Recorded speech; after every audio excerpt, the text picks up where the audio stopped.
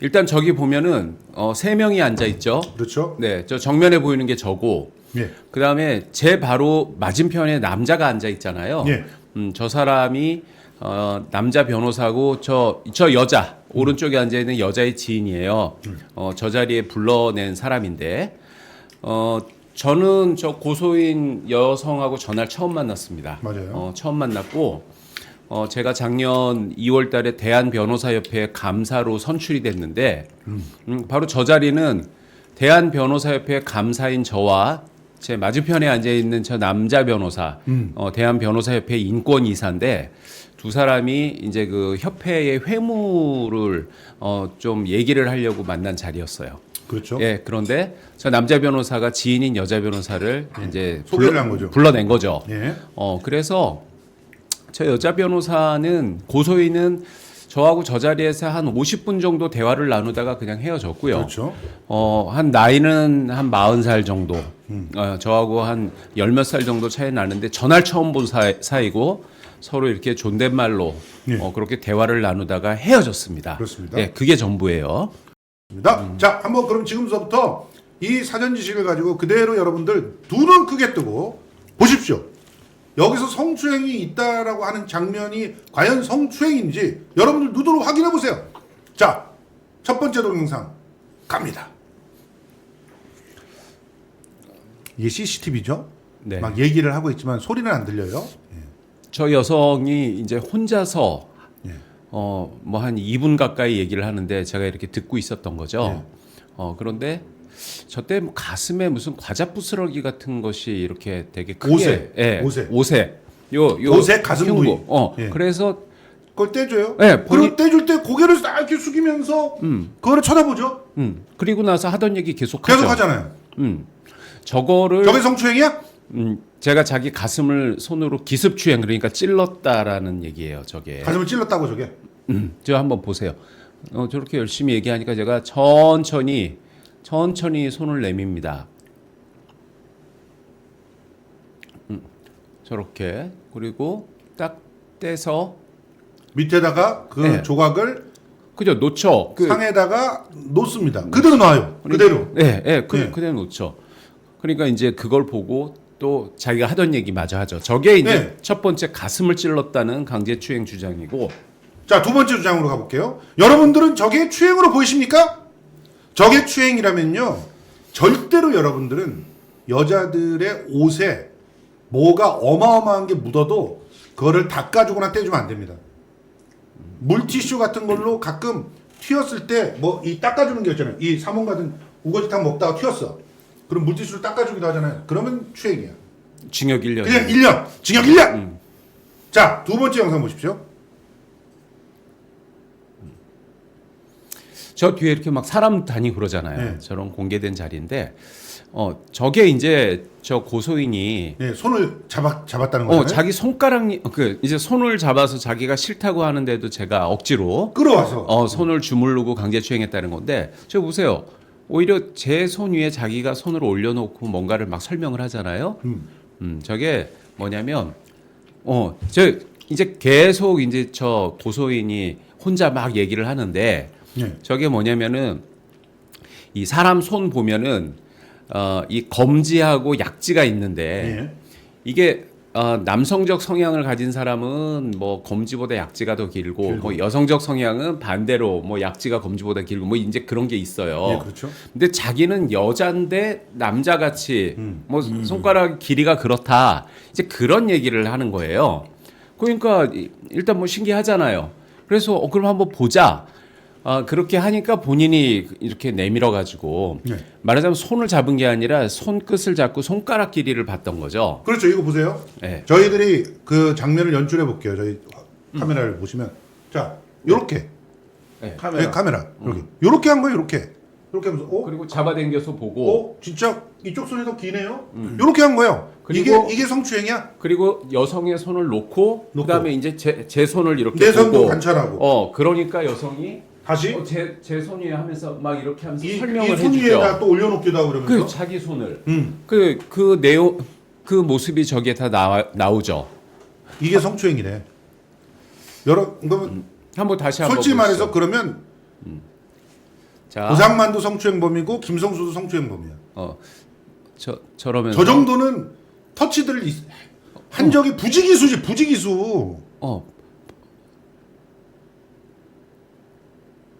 저 서로 재밌게 막 무슨 저 신나게 가르쳐 주잖아요. 탱고 추는 사람은 전부 성추행범이야. 응? 예. 손 잡아야 되잖아. 스포츠 댄스 추는 사람 다 성추행범. 어제 제가 탱고반에서 춤을 췄는데 남자가 손을 억지로 잡아당기면서 주물럭거렸어요. 그러면 성추행범이 되는 거예요, 전부. 저게 이제 제가 손을 잡아서 막 주물럭거리면서 성추행을 했다라는 주장입니다. 저게.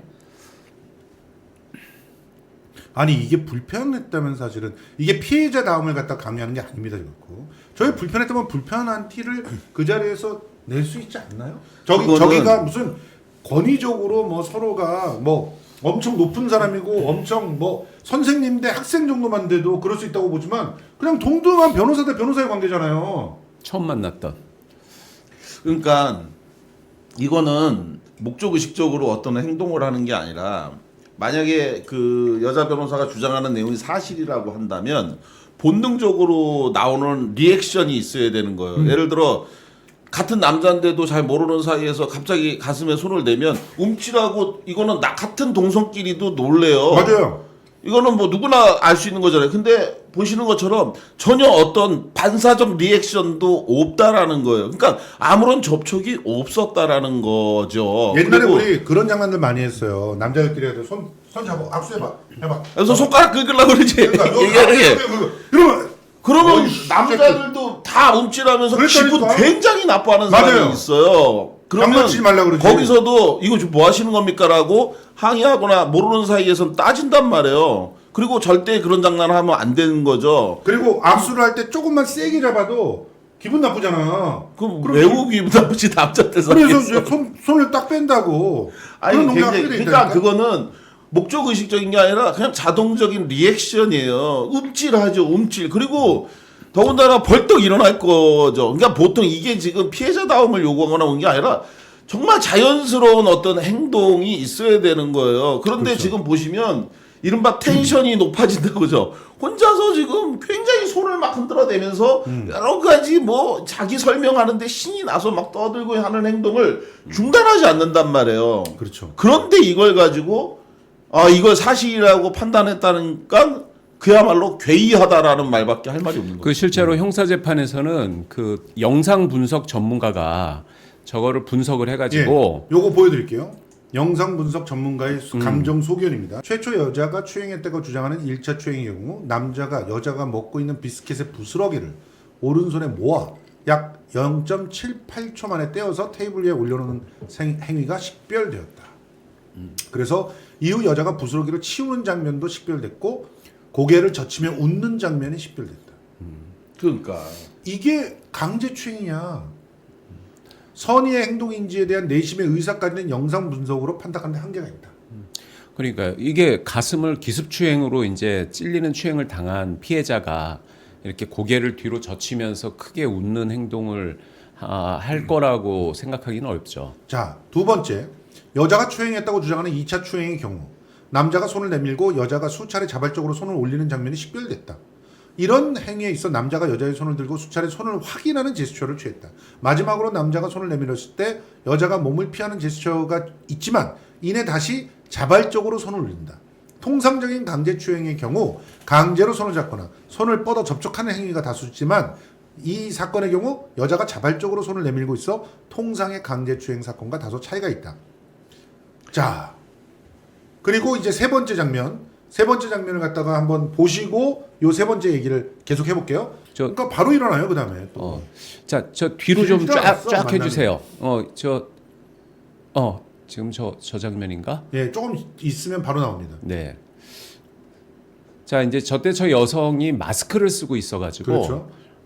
이제 뭐라고 얘기하는데 제가 잘 안 들렸죠. 들리질 않죠. 예. 그래서 저거 이제 남자 변호사는 좀 추행하신 것 같네요. 어. 저게 대한 아니 같이 허그를 하고 있지 않습니까? 그러니까 이거는 아니지. 예. 그 전날이 같이 허그를 했는데. 대한변협 상임이사회 회식을 마치고 예. 그 다음에 온 자리라 제가 1차 때 대한변협 그 상임이사들이 감사님 뭐 잘 부탁드립니다 하고 따라주는 술을 좀 마셨어요. 예. 뭐 그래서 제가 뭐 술이 별로 세질 않으니까 약간 비쩍비쩍하죠. 예. 근데 이제 저 서가지고도 인권이사하고 계속 얘기를 하죠. 얘기를 좀 많이 하는 거예요. 왜냐면 저 때 중요한 얘기 했거든요. 예. 그래서 저 쓴 상태에서도 한 2분 정도 계속 저 고소인은 그냥 혼자 뻘쭘하니 서 있고, 저 휴대폰 보고 있네요. 그렇죠. 이제 자기하고는 얘기 안 하니까 그 저 고소인은 제가 부른 사람이 아니었거든요. 그럼요. 네. 그 평상시에 알고 지내던 대한변협 인권이사의 원래 지인이고 원래 지인이죠. 예, 정변은 전혀 평상시에 모르던 사람인데 모르던 이날 사람. 처음 왔으니까 그래서 서로 모르는 사이니까 저런 거죠. 근데 만약에 이게 앞전에 두 번의 추행이 사실이라고 한다면 저런 행동은 상식적으로 납득하기가 어려운 거죠. 그럼요. 저런 태도는 그래서 벌써 기분 나빠서 바로 자리를 튀어 나가서 신고를 했겠죠. 당연하죠. 근데 뭐 아무렇지도 않지 않습니까? 휴대폰 그냥 이렇게 쭉 확인하고 보는 과정인 거고 지금 이제 인권 이사하고 계속 이러저러한 이야기를 하고 있는 중인 거죠. 네. 그러니까 기다리고 있는 거죠. 같이 가려고. 그렇죠. 본인은. 자 이제 자, 저기서 여기입니다, 여기. 네. 잘 보세요. 제가 등을 더듬고 추행을 했다라는 바로 그 장면입니다. 그 장면이에요. 저게. 자, 그래서 뭐라고 얘기하는데 잘 안 들려서 가까이 와서 얘기하라고 제스처를 합니다. 그러니까 뭐라고 얘기하죠, 여성이. 그래서 그 얘기. 바로 저 장면. 이게 등을 더듬었다는 거예요. 허리를 휘감고 당기고 등을 막 자, 더듬고. 이 장면을 제가 보여드릴게요. 상관이 네. 이쪽으로 옆으로 와봐. 예. 옆으로 와봐. 이런 여러분들 보세요. 왜 나를- 자, 여기 보세요. 보세요. 제 손 뒤로 갔어. 자, 제 더듬고 있죠. 더듬고 있지. 더듬고 있지. 더듬고 있지. 봐봐. 닿지도 않았어.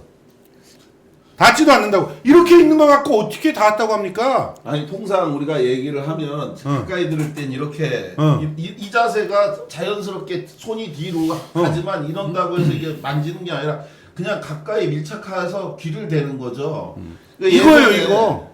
예전에 마스크 쓰고 코로나19 때 그때 뭐 잘 전달이 안 되니까 그리고 제가 변론 하기 위해서 말씀드린 게 아니라 사실은 지금 나오는 이 모든 행동이 평상시에 우리 정철승 변호사하고 같이 있으면 자주 하는 친절한 행동이에요. 그럼요. 본인이 누군가에게 친근감을 표시할 때 그 앞에 뭐 이렇게 있거나 그러면 잘 챙겨주는 원래 잘 스타일이에요. 치워주고. 이날만 특별히 한 게 아니라 나한테도- 누굴 만나든 친절하게 잘 챙겨주는 스타일인데 이게 이날은 다 문제가 되고 있다는 거예요 지금. 그러니까 저한테도 어떤 일이 있었냐면은 옷에 뭐가 묻었을 때 그거를 갖다 떼주고 이런 경험이 있어요. 정 변호사가 그런 게 버릇이야. 나이스한 에티켓을 남한테 다정하게 해주는 그렇게 거죠. 해주는 게 모두가 다 지금 추행이라고 덮어씌우기가 들어간 건데 저 보세요. 남자와 자리에서 일어나는 장면에서 여자는 웃고 있는 장면이 식별을 됐다. 이후 여자의 등 뒤로 팔을 뻗은 것이 확인되고 여자의 신체에 접촉할 수 있는 남자의 손은 최초 여자 등 쪽일 가능성이 높고 이후 떨어지는 장면 역시 남자의 손이 여자 등 쪽일 가능성이 높다고 사료되지만 두 인물이 인접할 당시에는 남자 팔이 식별되지 않아. 그래서 손의 위치를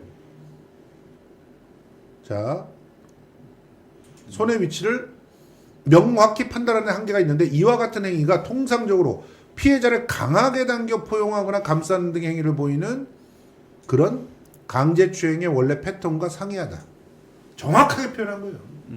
이게 1심 재판부에도 다 제출됐어요. 감정 소견이잖아요. 제출도 됐고 저 영상 분석 전문가가 법정에 직접 나와서 다 말로 증언도 설명까지 했어요. 그런데도 근데 사실 저 동영상 내용은 뭐 전문가의 분석도 필요 없죠. 사실은 누구나 그냥 보면 뭐 저게 추행이다 아니다는 알 수 있잖아요.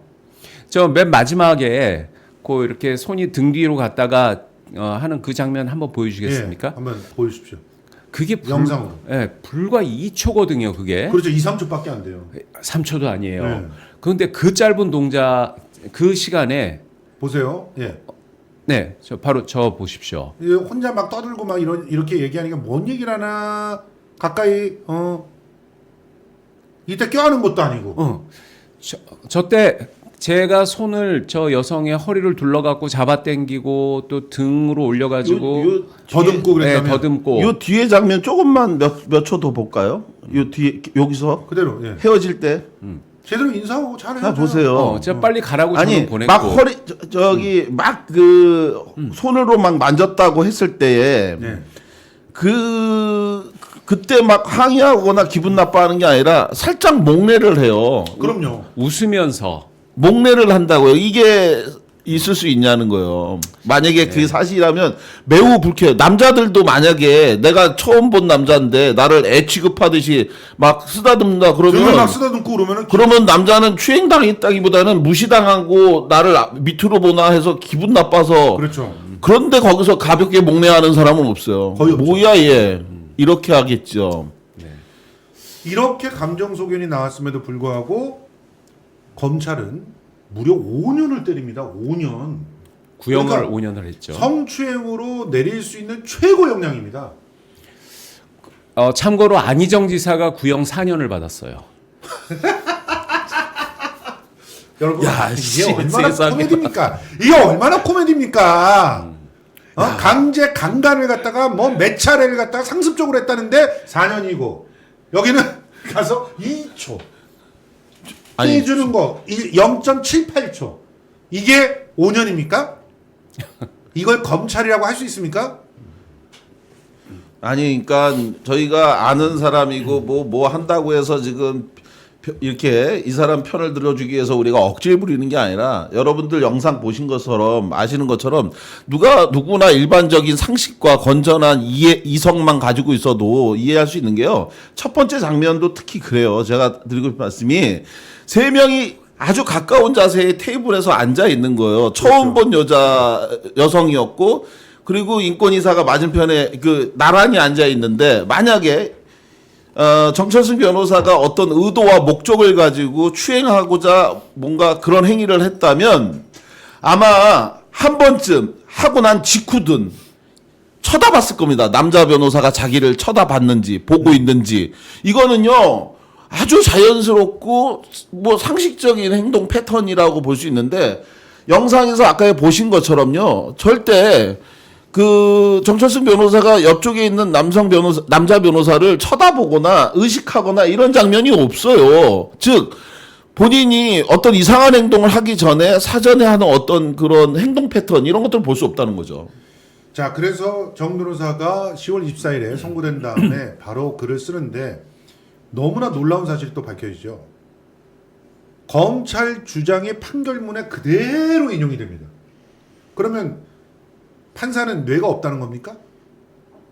본인이 근거를 가지고 판단한 결과를 써야 되는 거 아니에요. 판결문은 자기 이름을 걸고 영원히 남는 기록입니다. 그런데 검찰 주장을 받아쓰기 코테이션 마크를 딱 따갖고 오듯이 그냥 복부한 거예요. 게다가 1심 재판부에서 국민참여재판 안 받아들일 때 우리는 이거 심각하다고 생각했었어요. 근데 그때 안 받아들인 이유가 뭡니까? 이 사건에 대해서 굳이 판사의 판결을 받지 않고 예. 그 국민 배심원의 판결을 받겠다라고 말한 이유는 뭐냐면 이 사건이 처음부터 너무 이상했던 거예요. 그럼요. 왜냐면은 그 여성은 요 정치권에서 활동하는 사람이거든요. 사실 정치인이에요. 예, 아니 예. 많은 법조인이 사람들이 지금 그 여성 변호사의 정체가 대체 뭐냐 이걸 굉장히 궁금해하는데 예. 전광훈하고 아주 각별한 사이라는 그렇습니다. 그러니까 뭐 네. 전광훈 목사가 만든 당에서 국민혁명당 모르겠어요. 아니, 그게 자유통일당이지. 뭔지.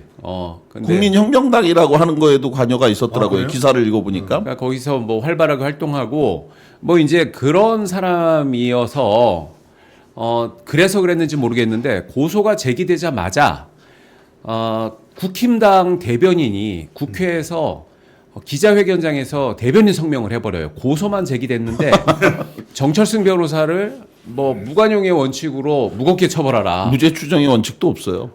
아니 고소만 제기됐는데 무겁게 처벌하라고 여당 대변인이 국회에서 이제 성명을 발표하고 그러고 나니까 경찰이 바로 혐의가 인정된다라고 검찰에 송치하면서 또 기자들한테 보도 자료를 뿌리네요. 경찰이.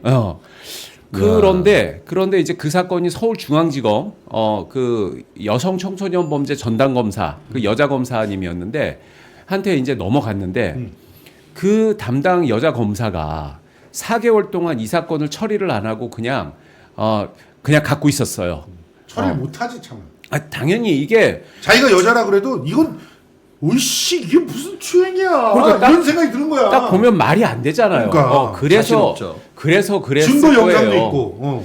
그래서 본인은 처리를 안 하고 그냥 갖고 있었는데 갑자기 인사철도 아닌데 그 여성 검사가 날라가요. 교체돼 버려요. 맞아요. 그리고 그 검사는 다른 검찰청으로 가는 게 아니라 법무연수원의 뭐 이런 한직으로 좌천돼 좌천이 버려요. 됩니다.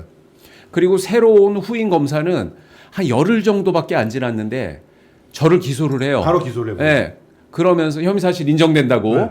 그러면서 또 보도 자료를 만들어서 기자들한테 뿌려요. 그 사람도 여자 검사 아니었어? 아니에요. 그건 또 남자 검사였습니다. 그건 남자 검사가 왔어. 후임이. 야, 그래서- 여자 검사가 차마 기소를 못 하고 있는데 남자 검사가 들어와가지고.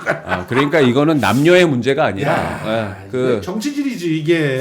그래서 저는 이 사건이 굉장히 정치적인 배경이 있는 사건이다라고 이제 저는 이제 알았죠. 그 사실을 알고 판사한테 그런 얘기를 했어요. 또 근데 이번에 또 여자 판사잖아 또.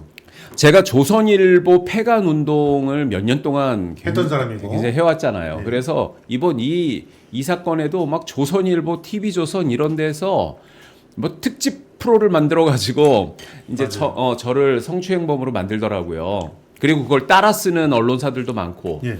그런데 그렇게 언론 보도가 많이 되면 판사들이 그걸 신경을 쓰거든요. 그렇죠. 통상적으로. 예. 그래서 제가 재판부한테 재판부를 신뢰하지 않아서가 아니라 이 사건의 성격이 좀 그 일반적이지 않은 데다가 여론도 많은 관심을 갖고 있으니까 그냥 국민참여재판으로 진행해 주십시오라고 얘기를 했던 겁니다. 그렇죠. 그래야 판사도 부담도 덜 하잖아요. 예. 그런데 그거를 그냥 기각하더라고요. 예. 그래서 저는 그 뜻을 걱정하지 마라. 우리가 제대로 잘 그 재판해서 판결해 주마. 저는 그런 의미인가 생각을 했던 거예요. 예. 그래서 저한테도 뭐 걱정할 필요가 없습니다. 이렇게 얘기하셨잖아요. 그때 얼마나 우리 그 정철승 변호사가 오만했는지 판결을 앞두고 있는 나를 도와주겠다는 분들이 많은데 나는 이렇게 말한다. 정상적인 재판이라면 도움이 필요 없고 비정상적인 재판이라면 도움이 소용없다. 명언입니다. 근데 명언이야. 지금 그렇죠. 생각해봐요. 예. 아니 뭐 어떻게 도와주실 거예요? 판사가 징역 1년 때리기로 마음을 먹은 상태인데. 그래도 뭐 탄원서를 낸다든가. 탄원서가 제출이 됐어요. 됐어요? 그 몇 분이 했는데. 그리고 또 우리 권윤지 작가가 네. 또 눈부신 그 증언을 해줬습니다. 아니 그 헌신적인 증언을 해줬어요. 뭐 우리 정철승 변호사는 아마 모르실 테니까 후일담으로 말씀을 드리면 그날 1년 선고 날 권윤지 작가가 거기 갔었죠. 예. 그날 이제 저희가 방송이 있었어요. 끝나고 같이 술 한잔을 하는데 권윤지 작가한테 전화가 와서 굉장히 속상해하면서 그 괴로움을 토로하는 전화를 해줄 정도로 그 감정적으로 굉장히 그 슬퍼하는 그런 일이 있었어요. 제 재판 때 권윤지 작가가 직접 증인으로 나와가지고 그러니까. 정철승 변호사 그러니까 피고인은 성인지 감수성이 없는 사람이 아니라 지나칠 정도로 성인지 감수성이 풍부한 사람이다. 예민한 사람이고 자신을 그러니까 권윤지 작가는 자기가 그런 성범죄 피해자라는 사실까지도 다 밝혔지 않습니까? 진짜 정말 용기 있는 증언이었습니다. 그럼요. 그런데 그 사실까지도 다 법정에서 얘기하면서 그렇게 상처 입고 남성들한테 그 불신을 가지고 있는 자신이 조금이라도 상처받지 않도록 정철승 변호사가 대단히 세심하게 배려하고 조심하는 모습을 봤다. 이런 증언을 했단 말이에요. 자, 그래서 지금 불교닷컴에 솔직히 말해서 저게 불교닷컴에 실리는 것도 괴이합니다. 저 정도로 잘 쓴 정말 명문이에요. 권윤지 작가의 명문인데 저 기고를 불교닷컴만 받아줬어요. 불교닷컴이 어떤 곳인 줄 아세요? 불교 관련 진보. 그 지면 중에서도 가장 진보적인 지면. 네. 아하. 가장 진보적인 불교 신문이 네. 조선일보라면 네. 불교닷컴이 불교의 예, 불교 아주 쪽에서의 프레시한 뭐 뉴스타파 정도. 뉴스타파. 네. 그 그렇겠지. 정도의 정말 탐사 보도도 잘하는 그런 곳이거든요. 저기에서 주지 있으면 땡중들 말이야 뭐 도박하고 이런 거 다 까발렸던 아하. 그런 정말 그래서 고소도 많이 당하고 조교 중에서 제일 싫어하는. 제일 싫어하는 곳입니다. 그렇습니까? 그런데 거기다가 기고를 하고 거기서 실어주는 거예요. 그런데 그 내용을 보면은 진짜 여러분 꼭 읽어보십시오. 저는 저 글을 가지고 정말 우리 아이들을 교육해라라고 권해주고 싶어요. 논리적인 글이라는 게 이런 거다. 네. 보면 그리고 정서적으로도 굉장히 공감을 하고 있는 화자의 그런 태도를 갖다 볼 수 있습니다.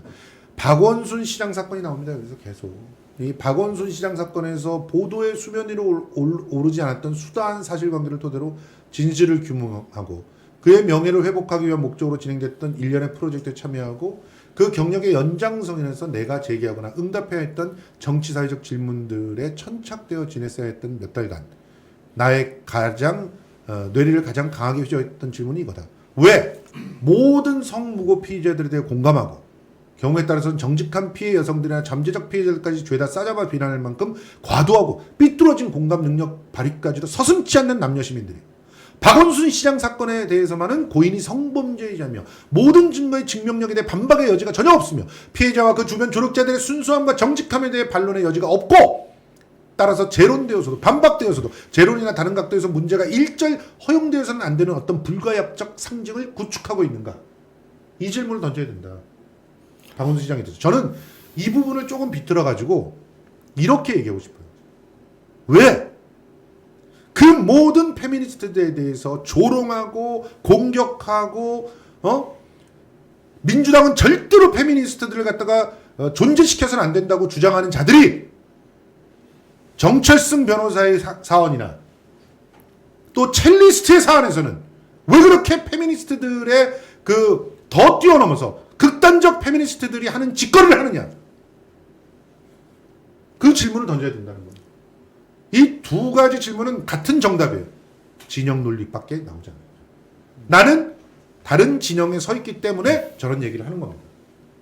그러니까 말씀하신 것처럼 이 사건과 관련해서 제가 계속 머릿속에 맴도는 건 이 하나의 문장인데 누가 당해도 억울한 일은 누구도 당해서는 안 된다. 맞습니다. 예, 정철승 변호사가 지금 만약 잘못을 했다면 그 부분에 대해서 그 잘못한 부분에 대해서 처벌받고 단죄되는 거야. 누가 그게 문제가 있다고 얘기하겠어요. 근데 하지 않은 일에 대해서 또 이 법이 정말 국민의 상식의 눈높이에서 판단이 내려지고 판결이 내려져야 신뢰를 갖는 거 아닙니까? 지금 여러분들 같이 보셨지만 이 영상에서 보면 누가 봐도 상식적으로 불가능해요. 이것이 어떤 범죄를 할 수 있는 조건이 될 수가 없고 행위를 아까 말씀한 것처럼 행위를 하는 사람의 태도도 그렇고 행위를 당했다고 하는 사람의 태도도 그렇고요.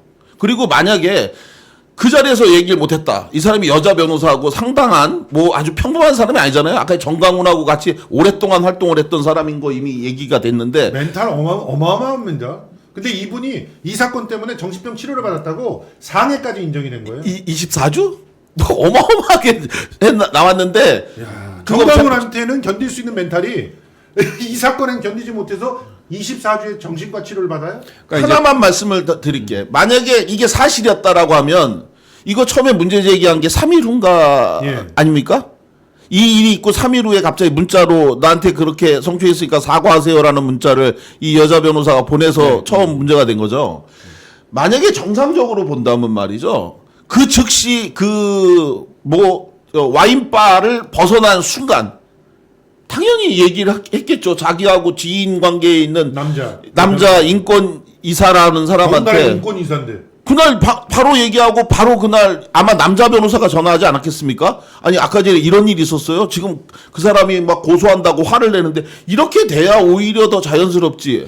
그 고소인 여성은요, 그냥 평범한 뭐 여성 변호사가 아니라 거리에서 투쟁을 하는 투사형 맞아요. 아주 유명 유명한 정치인이에요. 그리고 뭐 나이도 뭐 어린 나이가 아니고 거의 한 40살 정도 되고 변호사도 10년 가까이 한 사람인데, 그리고 바로 자기 옆에 자기 지인인 남자 변호사가 있는데, 도대체 강제추행을 처음 보는 남자한테 그렇게 당하는데 뭐가 무서워서 그 자리에서 얘기도 못하고 그것도 고개를 뒤로 젖히면서 환하게 웃으면서. 웃고, 일어나면서도 웃고, 헤어지면서도 가볍게 웃으면서 목례까지 가볍게 하고 헤어졌죠. 목례까지 하고, 그리고 사흘쯤 있다가 갑자기 뜬금없이 문자 메시지 해갖고 그거 성추행인 거 아시죠? 이런 식으로 합니까? 그거는 그래서 거기에서 무서워. 사용될 수 있는 단어는 단 하나밖에 없다는 거예요. 진영 논리. 무섭네, 그리고 무서워. 모해 위증입니다. 이 끔찍한 모해 위증이 대한민국을 그냥 그야말로 공포의 도가니로 몰아넣고 있는 거예요. 지금 실제로 20, 30대 남성들이 이 모해 위증 피해를 너무 많이 보고 있다면서요. 이게 이제 모해 위증이 아니라 이제 성무고라고 표현을 하던데. 성무고. 네. 근데 이게 대략 한 2017년경서부터 이제 우리나라 사법부의 예. 대법원에서 이른바 성인지 감수성 대법원 판결이 나왔어요. 예. 그러니까 성범죄 피해자 여성의 진술은 뭐 그냥 함부로 배척할 게 아니다. 성인지 감수성의 관점에서 그렇게 존중해야 된다. 뭐 증거나 뭐 이런 게 없더라도 뭐 이런 내용이었는데, 사실 그 판결은 성인지 감수성까지 끌어댈 필요가 없이 그냥 그 성범죄 피해자 여성의 진술을 그 신빙성이 상당히 있는 거였는데, 그거를 하급심에서 배척을 했기 때문에 다시 파기 환송시킨 거였거든요. 그렇죠. 그런데 그거 하면서 불필요하게 성인지 감수성이라는 이 국적불명의 그건 법률 용어도 아니고 그런 말이 툭 들어간 거예요. 그러다 보니까 이 하급심 판사들이 그 판결의 의미를, 그 대법원 판결의 의미를 어떻게 잘못 착각을 했는지, 그냥 성범죄 피해자 여성의 주장은 증거가 없어도 일단 다 믿어야 된다, 이런 식으로 이해를 한 판사들이 많아지기 시작한 거예요. 네. 그래서 그 결과가 뭐냐면, 성범죄 사건의 경우에는 이게 헌법상의 원칙이잖아요. 무죄 추정의 원칙. 네. 그리고 그 불분명할 때는 피고인의 이익으로. 그렇죠. 그리고 이제 검사가 범죄에 대한 입증 책임을 부담하는 것. 그리고 증거재판주의. 이게 인권 보호를 위해서 수백 년 동안 인류의 문명이 확립한 대원칙인데, 맞죠. 이게 싹 사라져버렸어요. 성범죄 사건, 우리나라 대한민국 성범죄 사건 재판에서는 이 모든 원칙들이 전부 다 없어져 버리고, 이른바 딱 하나 성인지 감수성, 요거 하나만 지금 남아 있어요. 그 결과가 뭐냐면 유죄 추정의 원칙.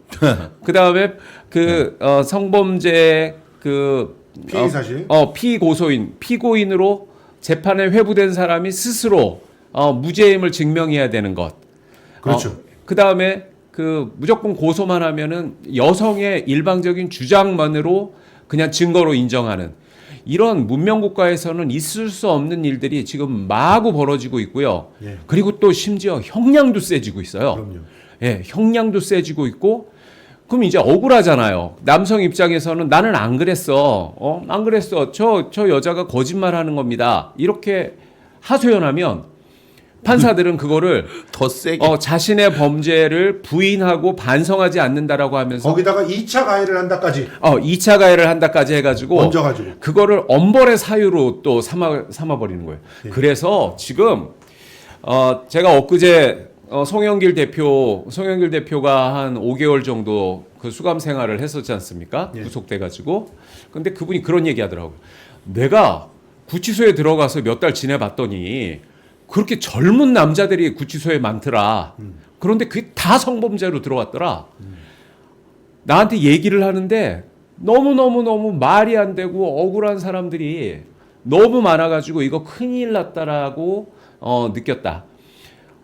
이런 얘기를 해요. 그리고 실제로 저한테 저는 이제 뭐 박원순 사건이나 뭐 이런 쪽 다 그런 어떤 성범죄 주장의 신빙성 여부에 관한 사건들을 저는 좀 깊이 관여해서 이제 이른바 성무고 피해자라고 그렇게 성범죄 관련된 사법 피해자라고 자기를 소개하는 분들이 많이 저한테 와서 얘기를 하셨는데, 진짜 이루 말할 수 없는 참 억울하고 가슴 찢어지는 일들을 겪는 남성들이 도대체 수천인지 수백인지 수천인지 만 명이 넘는지 알 수가 없대요. 그러니까요. 지금 근데 여러분들은 지금 이 장면을 갑자기 들어와서 보신 분들은 여기가 성수대로야? 김용민 TV야? 이렇게 생각할 수가 있어요. 왜냐면 김용민 TV에서 늘 이 무슨 작가죠? 그 이순옥 작가 모셔다가 했던 얘기가 이 얘기거든요. 이 얘기를 늘 하던 그 방송에서 정철승이 1년 받았더니 잔치를 벌여. 이 인지 부조화를 갖다가 어떻게 이해를 해야 되는 거예요? 이건 진영 논리야. 진영 논리라고. 그러면 안 되죠. 자, 누구한테나 동일하게 적용이 돼야 되는 거 아닙니까? 동일한 사실을 가지고 동일한 판단이 있어야 되는 거 아니에요? 그렇지 않고 어떻게 우리가 법을 신뢰할 수 있고 법치주의를 갖다 받아들일 수가 있습니까? 동일한 사건에 대해서 잣대가 다르다면. 검찰은 그러니까. 맞습니다. 룸살롱에서 접대를 받았는데도 98만 원이라고 해서 빠져나가고 누구는 그냥 앞에 있는 저 분식집에서 밥 한 끼 얻어먹었는데 고소를 당하잖아요. 네. 김영란법 위반이라고. 지금도 그래요. 지금도. 강진구 기자가 선물 받았다는 것은 있을 수 없는 그냥 망동이고 자기네들이 400만 원, 500만 원씩 이렇게 막 후원금 받는 거는 이건 공익을 위해서 후원을 해주는 거야. 이런 인지 부조화가 어디 있어요? 다 이게 진영 논리라고 하는 끔찍한 그건 한마디로 내로남불이고 자기 멋대로 모든 걸 갖다가 견강부회시키는 그런 행태라고 봐야 되는 겁니다. 그렇습니다. 지금 이제 제 사건은 뭐 그런 성범죄 사건 중에서 되게 좀 이례적으로 네. 생생한 현장 동영상이 존재하고 예. 이제 그래요. 그렇기 때문에 모든 사람들이 다 상황을 보고 스스로 판단할 수 있는 사건인데 그렇기 때문에 이 제 사건에 대한 검찰의 구형과 법원의 판단이 그게 일반 사람들의 어떤 법 감정이나 일반인들 가지고 있는 성적 도의 감정하고 얼마나 동떨어져 있는지를 확인할 수가 있거든요. 그런데 지금 현재 우리 대한민국 사법부는 특히 성범죄 분야에 있어서는 정말 그 일반 국민의 정서와 법 감정에서는 너무 멀리 떨어져 있고요. 그래서 실제로 통계 자료가 나와 있어요. 그게 뭐냐면은 국민 참여 재판 있잖아요. 네. 국민 참여 재판으로 이런 그 검찰에 의해서 기소된 성범죄 사건, 성범죄 재판의 무죄율이 한 몇 프로나 될 것 같습니까? 참고로 일반적인 국민 참여 재판에서의 일반적인 다른 형사 사건의 무죄율은 약 4% 정도예요. 10%가 안 되죠. 원래 무죄는 잘 안 나요. 그럼요. 예, 5%도 안 되는데. 배심원들은 바보가 아니거든요. 그럼요. 일반 그냥 판사들의 판단이랑 크게 다르지 않아요. 예. 그런데 성범죄 사건 재판의 경우에는 국민 참여 재판이 무죄율이 거의 50%입니다. 일반적 상식의 눈으로 보면 판단이 나오니까. 원래 성범죄는요, 굳이 판사만이 판단할 수 있는 범죄가 아니에요. 가령 강제추행이라고 하는 거는 그냥 일반인의 성적 수치심이나 성적 도의감에 반하는 행동, 이걸 추행행위라고, 그게 대법원 판례거든요. 그렇습니다. 그러니까 그건 일반인의 판단이 기준이 돼야 되는 거예요. 그렇습니다. 그런데 일반인들이 판단을 하니까 무죄율이 90% 나오는데 법원에서는 아마 모르기는 해도 무죄율이 거의 없을 거예요. 무죄가 나올 수가 없죠. 여성의 일관된 주장, 여기서 일관됐다라는 거는 계속 나는 성범죄 피해를 입었어. 이 말만 하면 일관된다고 얘기하니까. 솔직히 말해서 저는 그 뒤에는 다른 얘기가 있죠. 우리가 너무나 잘 알지만 이 거대한 보이지 않는 손. 그 보이지 않는 손이 일관된 그런 주장, 일관된 진술이라고 하는 것에 대한 해석도 다르게 하잖아요. 맞습니다. 그래서 예. 지금 유동규가 이재명을 죽일 수 있는 거예요. 그렇죠. 이제 제 사건만 봐도 아실 수 있는 것처럼 정말 무서운 국가기관은 검찰이 아니라 법원입니다. 그렇죠. 검찰은 기소를 할 수 있을 뿐이지만 판결은 판사가 내리거든요. 그러니까 제가 그 징역 5년을 구형받아도 그냥 아무렇지도 않게 생각했었던 건 그거는 별 의미가 없거든요. 구형일 뿐이다. 구형일 뿐이고 판사가 무죄를 선고하면은 아무 의미가 없어지는 것인데 그런데 이제 그런 제가 징역 1년을 선고받으니까 이거는 전혀 달라지는 거죠. 왜 그러냐면 징역 1년 아무 전과도 없죠. 변호사죠. 뭐 이런 그냥 평범한 우리 사회의 평범한 시민 중에 한 명이잖아요. 가장이고 예. 안정된 가정과 직장을 가진 예.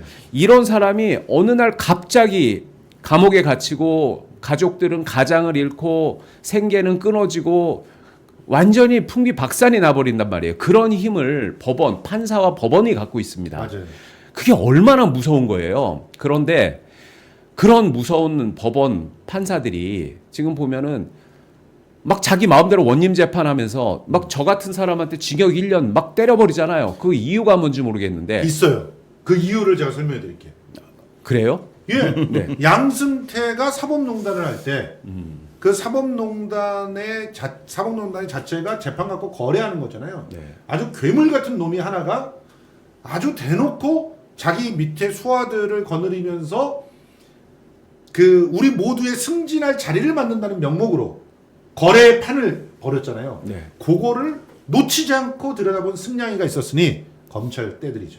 그렇죠. 이 검찰 떼들이 팍 덮쳐가지고 이 버려놓은 장사꾼 판에 증거를 전부 확보해서 지금 캐비넷에 넣어놨다는 거 아닙니까? 그렇죠. 이 캐비넷에 넣어놓고 100명이 넘는 판사들을 불러가지고 조리돌림을 해버렸죠. 조리돌림을 해버렸죠. 예, 그랬죠. 그래서 신지로 판사 같은 경우도 꼼짝 못하는 거예요. 저기서 저거 까버리면 나는 똑같은 일을 당하는 거잖아요. 동료 판사에 의해서 그렇게 당할 수가 있는 거예요. 그 공포 무섭죠. 무섭겠죠.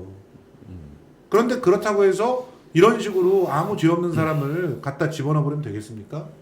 그러니까요. 이 저한테 벌어진 일은 모든 사람, 그러니까 여기 앉아 계신 두 분한테도 그럼요. 언제든지 벌어질 수 있고 이거는 사실 조선 그 봉건 시대인 조선에서도 이렇게 일반 그 평범한 백성이 어느 날 갑자기 그냥 감옥에 끌려가고 모든 집이 망하고 하는 공포 속에서 살지는 않았어요. 맞습니다. 지금 민주공화국인 2024년 대한민국에서 이런 일이 벌어지고 있는 겁니다. 판사들이 마구 그 재판의 권한, 그걸 사법권이라고 하는데 그것을 자의적으로 휘두르면서 이 국민의 자유와 삶의 안정, 생존권을 마구 유린하고 침해하는 일이 지금 벌어지고 있는데요. 바로 이러한 일이 없도록 하는 것이 사법개혁이에요. 맞습니다. 그건 그 사법개혁 나왔으니까 제가 간단히 그 방법을 말씀드리겠는데 지금 현재 헌법에는요. 이렇게 나와 있어요. 헌법 27조 1항에 보면은 모든 국민은 헌법과 법률이 정한 법관에 의해서 법률이 정한 재판을 받을 권리가 있다. 이렇게 나와 있어요. 맞아요. 그리고 또 그 101조에 보면 사법권은 법관으로 구성된 법원이 법원에 속한다. 이렇게 네. 규정돼 있거든요. 그런데 이 사법권이라고 하는 건요. 그 마치 그렇게 규정이 돼 있기 때문에 사법권이 마치 법관이나 또는 그러니까 판사나 법원에 전속된 권리인 것처럼 생각이 되는데 그건 잘못된 거예요. 사법권은 주권의 일종이에요. 그렇죠. 예. 원래 모든 국민이 가지는 인권이죠, 인권. 그러면 다만 그 모든 국민들이 직접 그 동료 국민을 재판을 하는 것이 기술적으로 어려우니까 대표자를 세워서 전문 기술 관료인 판사들을 뽑아가지고 그 사람들한테 야 그러면 맡겨주는 너희가 사법권을 위임받아서 좀 행사해라 이거거든요. 맞아요. 그렇기 때문에 사법개혁의 요체는 뭐냐면 지금 현재 마치 법률 관료들 그러니까 검사나 판사한테 속해 있는 것처럼 돼 있는 그 사법권을 주권자인 국민이 다시 되찾아오고 야, 그리고 그 판사나 검사를 시민 법관이 직접 재판을 담당할 수 있는 제도를 도입하는 것. 이게 사법개혁의 핵심입니다. 자, 느티나무님, 정철승 변호사님, 검찰에게 억울하게 당하셨네요. 그런데 검찰과 판사, 그러니까 법원의 합작품이었다는 거. 그리고 지금 말씀하셨던 이 내용을 그대로 구현한 제도가 바로 배심원제라는 거예요. 네. 이걸 기억했으면 그래서 민주공화국에서는요 모든 재판의 원칙은 배심 원칙이에요. 그러니까 그 뭐 프랑스 대혁명이나 뭐 마그나 카르타 뭐 이런데 보면은 원칙이 뭐냐면 자의적인 전제군주로부터 일반 시민들이 자기의 자유와 생명, 재산권을 빼앗기지 않는 방식으로서 왕하고 어떤 약속을 하냐면 모든 시민은 동료 시민이 범죄라고 인정하지 않으면 범죄자로 처벌받지 않고 모든 동료 시민이 그 동료 시민에 의해서 제정된 법률이 아니면 세금을 내거나 또는 재산을 빼앗기지 않는다. 이 조항이 있어요. 맞습니다. 그런데 지금 우리나라가 동료 시민들에 의해서 재판을 받습니까? 동료 시민은 한동훈이 엉뚱한 주장할 때나 쓰는 말이죠. 예, 바로 판사들이라는 그 중세 봉건 사회의 그런 원님 같은 그런 통치자들에 의해서 국민들이 재판을 받고 있잖아요. 맞아요. 예? 자의적으로. 그렇죠. 우리는 민주공화국가에서 살고 있지 않아요, 지금. 그러니까 그 사법권을 주권자인 국민이 되찾아오는 사법개혁을 해야 되고 그 방법은 개헌입니다. 맞습니다. 지금 헌법조항이 잘못 규정되어 있기 때문에 마치 사법권이 법관들의 전유물인 것처럼 그렇게 돼 있는 거라고요. 실제로 우리 이 사법개혁의 가장 중요한 하나의 방향으로 국민참여재판을 갖다가 늘리는 것을 계속 요구해 왔어요. 그럼요. 그건 다 법조인들이 직접 얘기하고 법조인들이 다 뜻을 모아서 그걸 관철시켜 왔던 건데 맞습니다. 그것을 가로막는 자들이 누구냐? 네. 기득권들이죠. 기득권들. 기득권이죠. 한동훈 보세요. 이 새끼는 동료 시민 그렇게 팔 때는 동료 시민을 팔지만 실제로는 지가 잘못한 것들이나 지가 기득권 챙길 때는 동료 시민은 돌아보지도 않아요. 우매한 민중들에게 나라를 맡기면 어떠냐 이따위 얘기가 나온다니까요. 한동훈 대표의 동료 시민은 네. 그 국힘당에 있는 몇 명이나 아니면 검찰청에 있는 몇 명이겠죠. 친한계 의원들, 친한 친한계 사람들. 의원들, 친한계 검찰들. 그러니까. 참. 우리가 이 고통을 당하고 있는 건 사실 검찰 개혁이 안 됐고 사법 개혁이 안 돼 있기 때문입니다. 우리가 왜 이재명 대표가 누가 봐도 위준교사를 하지 않았는데 위준교사의 판단이 나올까봐 걱정합니까? 왜? 누가 봐도 유동규 저 새끼가 혼자 해먹은 건데 이게 왜 이재명 대표가 뇌물을 받은 걸로 재판을 당하고 있어야 됩니까?